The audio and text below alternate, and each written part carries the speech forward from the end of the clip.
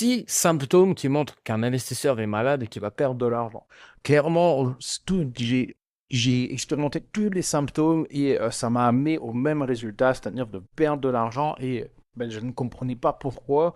C'est comme si en soi, tu fais exactement toutes les actions pour toujours être malade, toujours avoir un rhume, toujours avoir une angine. C'est la maladie que je déteste, c'est l'angine, vraiment. Tu peux même plus, tu peux même plus avaler, c'est un truc de ouf.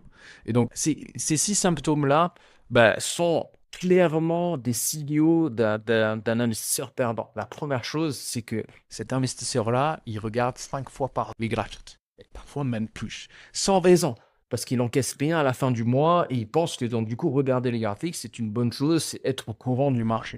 En soi, ça ne sert absolument à rien, c'est une action qui est inutile et qui ne rapporte pas d'argent. Parce que si tu encaisses rien à la fin du mois, c'est une action qui est non rentable et qui te bouffe au final du temps et qui ne te permet pas d'atteindre des objectifs. Donc aujourd'hui, c'est l'un des critères que je regarde direct chez un investisseur.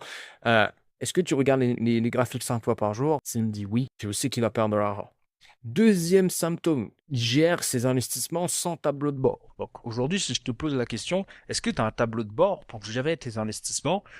Que tu me dis non, tu as vraiment un très gros problème. Parce que du coup, c'est comme si tu prends la voiture et que tu n'as pas de tableau de bord et que tu te dis, je vais aller le plus. En plus, tu te dis, je vais aller le plus loin possible. C'est pas comme si tu faisais, tu te dis, j'ai juste 2-3 km à faire et je m'arrête. Non, là, tu vas aller vraiment très loin et tu n'as pas de tableau de bord. Tu sais pas quand est-ce que tu dois t'arrêter pour faire l'essence. Tu sais pas si tes roues sont bien gonflées, si ton moteur il chauffe et tout ça, en fait, ça va mener simplement à être sur le bas-côté et à devoir appeler ton assurant. Clairement, c'est là exactement la même chose en crypto et dans les investissements. C'est un symptôme avant-gardiste, vraiment avant-gardiste avant de perdre de l'argent. Troisième symptôme, c'est les investisseurs en soi, crypto en plus, ce sont souvent des gens qui aiment le risque, mais qui prennent des risques démesurés avec leur capital. Donc imagine qu'ils ont 10K à investir, ils vont se dire, je vais prendre tous les risques possibles pour aller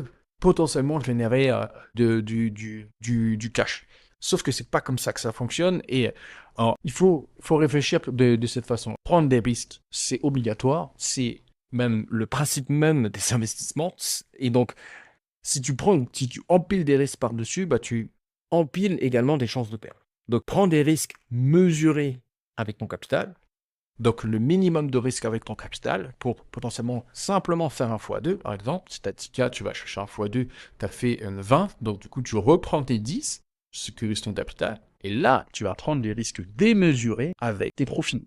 C'est la base de la base des investissements, c'est que tu ne prends pas de risques avec ton capital. Par contre, avec tes profits, c'est là que tu vas prendre plus de risques. C'est pas dit prendre tous les risques, mais plus de risques pour justement aller chercher de la croissance. Voilà.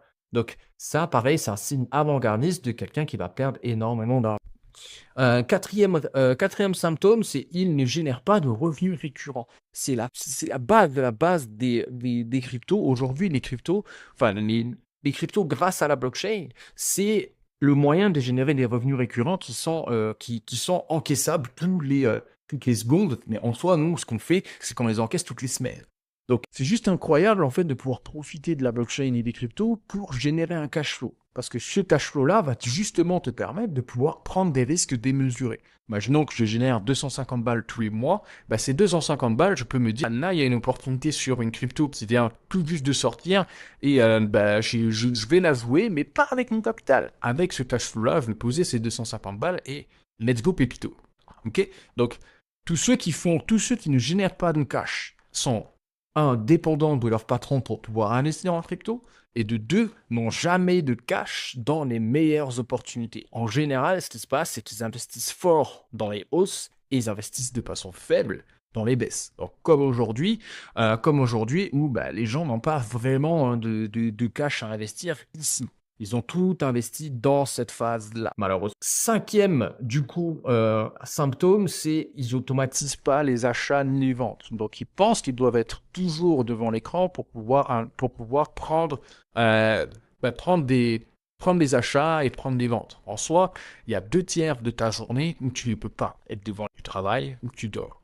Il n'y a qu'un tiers du coup de ta journée où tu pourrais potentiellement être devant l'écran, sauf que il faut que tu passes à bouffer, il faut que tu douches et ainsi de suite, il faut que tu vives. Et les investissements crypto long terme, moyen long terme, je dirais, tu n'as pas besoin d'être devant l'écran. Moi, personnellement, je passe moins de 4 heures par semaine devant mes investissements purs. Parce que bon, que j'ai mes clients également, mais en soi, je passe moins de 4 heures par semaine devant mes écrans, sur mes investissements. Donc, en gros, tu as besoin d'automatiser tes achats et tes ventes. Par exemple, tu achètes une crypto et le but étant déjà de récupérer ton capital, donc sécuriser ton capital à x2 ou à x4. Avec des petits market cap qui sont en dessous des 200 millions, tu récupères ton capital à x4. Donc x4, tu retires 25%. Ok, x4, tu retires 25%. Pour les cryptos qui sont au-dessus des 200 millions, tu récupères du coup ton capital. Tu récupères ton capital à x2. Donc x2, tu retires 50%.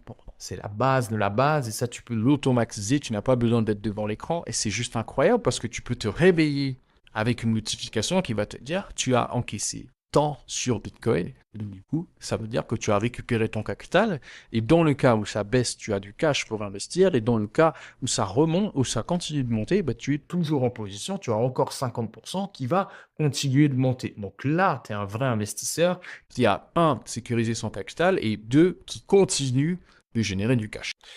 Dernier symptôme que je vois également, c'est qu'ils n'ont pas vraiment de connaissance de leur objectif. Ils n'ont pas connaissance même de leur profil d'investisseur. Donc, en fait, ils veulent faire le max de profit sans connaître le potentiel. Donc, c'est la question que je pose, c'est quel est ton objectif financier? Quel est le revenu mensuel idéal que tu aimerais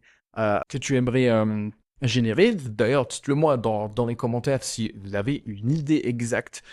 Par exemple, vous voulez remplacer votre salaire, vous gagnez 3000 balles, en général, c'est ce qu'on me répond, j'aimerais remplacer mon salaire. Donc, les gens n'ont pas la connaissance de leur profil et donc, du coup, ils prennent des risques, encore une fois, démesurés, alors que, du coup, ils ont une tolérance au risque qui est faible. Donc, du coup, ils n'ont pas... c'est comme si, imaginons, j'ai peur...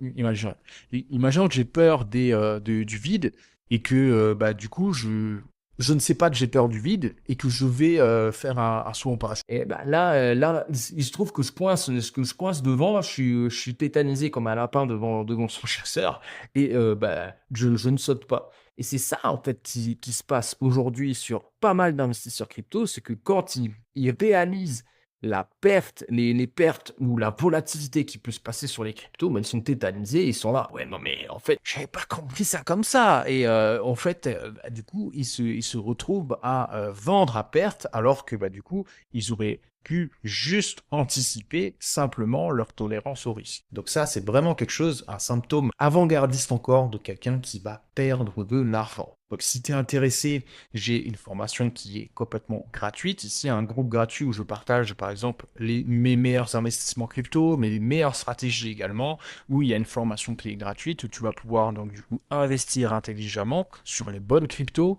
et également mettre en place ta première nourrice financière pour générer du cash dans les 7 prochains jours et encaisser tes premiers revenus. Si tu es intéressé, moi, c'est Twitty, j'ai 31 ans, ça fait plus de 9 ans que j'investis en crypto et j'ai connu Bitcoin à 900 $ et de l'Ethereum à 50 $. Donc, j'ai accompagné plus de 3000 investisseurs aujourd'hui et la plupart n'ont plus besoin de moi pour être rentable et autonome. Si ça t'intéresse, le lien est dans la description. Allez, ciao, ciao.